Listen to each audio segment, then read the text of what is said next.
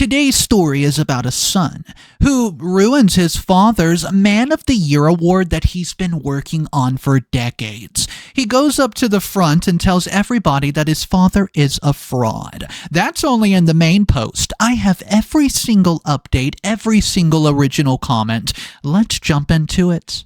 Am I the a-hole for publicly exposing my father as a fraud at his Man of the Year award ceremony, only to discover a devastating family secret that turned my entire life upside down? I'm 32 and male, and I've always had a strained relationship with my father growing up. I was the disappointment, the one who could never measure up to his expectations. My younger brother Jake was the golden child, athletic, charming, and seemed to effortlessly win our father's approval. Dad is a pretty prominent businessman in our town, known for his philanthropy and family values. Everyone thinks he's this pillar, in the community. For my entire life, I've watched him receive accolades and praise while I knew the truth about what happened behind closed doors. The cold shoulders when I brought home B+ instead of A's. The disappointment when I chose literature over business. The constant comparison to Jake's accomplishments. And my mother, she passed away when I was 15. After that, the favoritism was only growing worse. I eventually moved away for college and built my own life as an editor at a publishing house in another state. I visit for major holidays but otherwise keep my distance. Jake followed Dad into the family business and they're extremely close. I've made peace with this dynamic over the years through therapy and distance. Last month, I get a call from Jake excitedly telling me that Dad was being awarded for Hometown's Man of the Year award for his contributions to the community. Jake insisted I come back for the ceremony, saying it would mean a lot to Dad. Against my better judgment, I agreed. When I arrived home, it was the same old story. Dad barely acknowledged me, while fawning over Jake and his wife who were expecting their first child, Dad's first grandchild. At dinner the night before the ceremony, Dad gave this speech about how proud he was of the Williamson legacy, and looked right past me while talking about how Jake was carrying on the family name with honor. The ceremony was held at the country club, where Father has been a member for decades. The banquet hall was packed with town elites. I sat at the family table while various community leaders gave speeches about my father's generosity and integrity. Then something unexpected happened. As my father took the stage to accept his award, he started talking about family being his greatest achievement. He spoke about how both his sons made him proud and how family had always been his priority. I couldn't believe my ears. This man who had barely spoken 10 words to me in the past year was now claiming I was one of his proudest achievements? Something snapped in me. Maybe it was the 3 glasses of whiskey I've had, or 2 decades of resentment, but when the applause died down and they asked if any of the family members would say a few words, I stood up before Jake could. I walked down to the podium, looked out at all these admiring faces and told them everything. How my father had emotionally neglected me my entire life. How he'd missed my college graduation because a business meeting was more important. How he once told me that some fathers have favorite sons and that's just how it is. How he had not even called me on my birthday for the past 3 years. The room fell completely silent. I finished by saying, "You're honoring a man tonight who speaks about family values but could not love both his sons equal. That's the real Robert Williamson." I walked out without looking back. Later that night, I got bombarded with angry texts from Jake saying I humiliated our father on what should have been his special night. My aunt said I was selfish and should apologize immediately, and Father has not contacted me at all. The next morning, I was at a local coffee shop when an elderly woman approached me. She introduced herself as my father's former secretary of 2 decades, who had retired 5 years ago. She asked if she could sit down, and what she told me turned my world upside down. She said that my mother had confessed to her years ago that I wasn't actually my father's biological son. Apparently, my mother had a brief affair early in their marriage, and I was the result. According to this woman, my father discovered this when I was 7, through a medical issue that revealed I could not possibly be his biological child. My mother begged him not to tell me, and he agreed. But it explained why he'd always been distant with me while connecting easily with Jake, his real son. I don't know what to believe. It would explain so much, but it's also convenient timing after publicly embarrassing him. Part of me wants to confront my father directly, but another part just wants to get on a plane and never look back.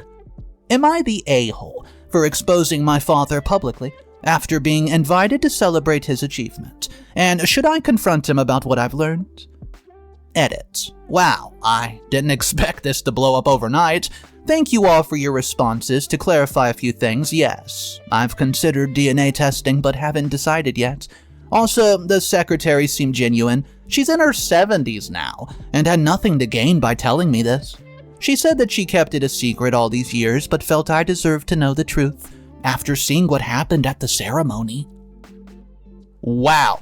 Guys, that was just the very first main post. We do have an update for this story, and if you thought that was a crazy twist, I'm telling you, this story just keeps getting crazier. There was 2 comments, and OP replied to them.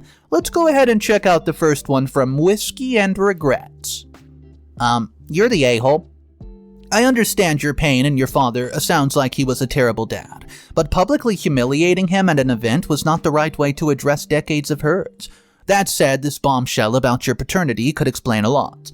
If true, your father handled it in the worst way possible, taking out his feelings of betrayal on an innocent child. Have you considered DNA testing to confirm before confronting him? OP replies to that with, I've thought about the DNA testing, but I'm conflicted. Part of me doesn't want to know because it doesn't change how he's treated me. Biology does not excuse emotional neglect. But you're right that I should have chosen a different moment. The thing is, I've tried having these conversations privately for years. He always dismisses me or changes the subject. It took a public setting for him to finally have to listen to me. Not proud of it, but I felt trapped. Third and final comment comes from Truth Hurts 2005. Not the a-hole. Your father spent decades creating a false public image while treating you like an outsider in your family. People who build their reputation on being moral leaders deserve to be exposed when they're hypocrites. And if what the secretary said is true, he punished the child for something that child has no control over. That's unforgivable. DNA test or not, you deserve better. Alright guys, we do have an update, and the title is, Am I the a-hole for exposing my father's secret during his Man of the Year award ceremony? Let's hop into that update, but first, if you're not subscribed to the channel and you're enjoying these type of stories and you want to see the full updates, make sure you subscribe. Here's the first update. It's been about 3 weeks. Hey guys, a lot has really happened. I want to thank everybody for their advice and support. After much deliberation, I decided to take a DNA test. I also reached out to my father through email simply saying we need to talk about something important before I left town. He agreed to meet at his home. When I arrived, Jake was there too. This immediately put me on edge. I had not told either of them what I wanted to discuss. My father looked tired, older, somehow, than he had at the ceremony. We sat in his study, the same room where he lectured me countless times about me measuring up to the Williamson name. Before I could even start, my father held up his hand and said, I know why you're here. Margaret called me after she spoke with you. See, Margaret was the former secretary. I was surprised they were still in contact, but apparently she felt guilty about revealing such a personal secret and called him to confess. What happened next was surreal. My father opened his desk drawer and pulled out an envelope. Inside was a DNA test 25 years ago. He slid it across the desk at me without a word. The test confirmed what Margaret had told me. I am not his biological son. Jake looked as shocked as I felt. Apparently, he had never known either. My father started explaining in a flat, emotionless voice. He suspected since I was about 2 years old that I wasn't his. I looked nothing like him or anyone in his family. When I was 7, I needed a blood transfusion after a serious accident. That's when the blood type incompatibility confirmed his suspicion. He confronted Mom, who eventually admitted to a brief affair with a colleague. I agreed to raise you as my own. Your mother begged me not to tell you or anyone else. She's afraid of losing both of us. I asked the question that had haunted me my entire life. Is that why you always favored Jake?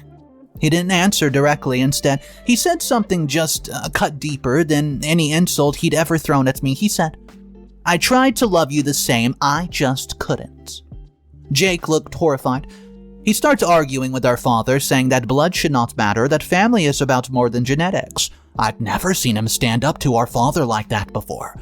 The confrontation turned into a full-blown argument. Jake revealed that he'd always felt guilty about the preferential treatment, that he tried many times over the year to talk to our father about how unfairly I was treated. My father just dismissed these concerns, saying Jake could not understand. Then came the twist I never saw coming. Jake stood up, face red with anger, and said, You know what? You don't deserve either of us as sons. He turned to me and said, I've been wanting to tell you this for years. When I was in college, I found Mom's journals after cleaning out the attic. She wrote about how father had affairs throughout their marriage. One of them was going on when she had her moment of weakness. She only ever slipped up once, while he'd been unfaithful for years. My father exploded, ordering Jake to stop talking, but he continued. She stayed because she loved him, and thought that they could work through it, but father, you've been holding this moral high ground for decades, while you were no better. You punished a child for something you're guilty of too. I was speechless. My father seemed to deflate before my eyes. He didn't deny it. I asked if he knew who my biological father was, and he hesitated. Then he nodded. My mother had told him everything during their confession and confrontation, and the man had moved away shortly after, unaware of the pregnancy, and died about 15 years ago in an accident. I got up to leave, not seeing any point in continuing the conversation, but at the door, I turned back and asked one final question. If Mom had not died, would you have ever told me the truth? No, he simply said. It was her wish to protect you from this. The next few days were an absolute blur. Jake and I spent a lot of time talking. He showed me some of our mother's journals that he's kept hidden all these years.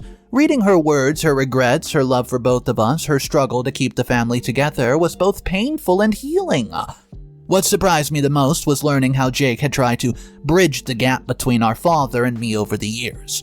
He shared how uncomfortable the favoritism had made him, how he tried to redirect our father's attention to my achievements whenever possible. The final unexpected development came yesterday. My father's Man of the Year award has been quietly rescinded. Not because of what I said at the ceremony, but because an investigative reporter who was present that night started to do some digging into my father's business practice. Turns out, his company has been involved in some ethically questionable deals that don't align with family values, images that he's cultivated. The board that granted the award felt they had no choice but to take it back. As for me, I've decided to extend my stay in town for another week. Jake and his wife have invited me to stay with them. Instead of a hotel, we're talking about how to maintain a relationship independent of our father. He wants me to be involved in his child's life as uncle, regardless of our complicated genetics. My father has retreated from public life for now. He sent me a brief text saying that he was sorry things turned out this way, which feels like the closest thing to an apology I'll ever get from him. I don't know if I'll ever fully process everything that's happened, but I'm starting to see that the Williamson legacy is not necessarily what my father built. It's what Jake and I choose to make of it going forward. So, was I the a-hole? Maybe in the moment at the ceremony, but the truth needs to come out somehow. And sometimes the most uncomfortable moments lead to the most necessary revelations. Guys, that was the final update from this poster. However, there were some comments, but I just have to mention how everyone in the comment section is saying the brother, Jake, is the real MVP of the story. Without Jake, I don't think the father of the story would have truly understood what he did until his favorite son decides to stand up to him. The first comment comes from familydna_matters that says, "This story hit me hard. My family had a similar revelation a few years back. The pain of discovering you've been treated differently because of biology is something no one should ever have to experience. But I'm glad you and Jake have connected through this. Sometimes the family we choose is more important than the family we're born into. Are you planning to look into your biological father's family at all?" And at this point, guys, OP does not reply yet, but there's another good comment that comes in before OP sees either of these comments. It comes from Sibling Bond 88. Your brother Jake is indeed the real MVP. Standing up to your father like that could not have been easy when he's been the golden child his whole life. That takes serious character. It's incredibly sad that your mother passed away before she could explain things herself, but I'm glad you got to hear her voice through her journal. I hope you and Jake can build something better than what your father created. And in this exact moment, that's when OP finally replies with the final comment of the post that says Jake. Jake really surprised me through all of this. We were never close growing up. I always assumed he enjoyed being the favorite and looked down on me like our father did. Turns out he was just as uncomfortable with the situation but did not know how to fix it. Finding out that he's been trying to advocate for me behind the scenes all these years was honestly overwhelming. We're talking about making quarterly visits a tradition. Yeah, I'll definitely be there when my niece or nephew is born. As for my biological father's family, I'm not ready to explore that yet. Maybe someday, but right now I'm focused on rebuilding the family connections that I do have. Alright guys, if you could give OP a question, or you want to say some sort of response to the questions and comments that are already there, let me know in the comment section down below. Also guys, if you enjoyed today's story, just drop a comment, hit that like button, and make sure you're subscribed. This channel will have 2 videos every single day, jam-packed with updates and all the relevant comments. Make sure you look in the top right for Mr. Reddito logo. I'll see you guys tomorrow. Make sure you subscribe, and remember, it's cool to be kind.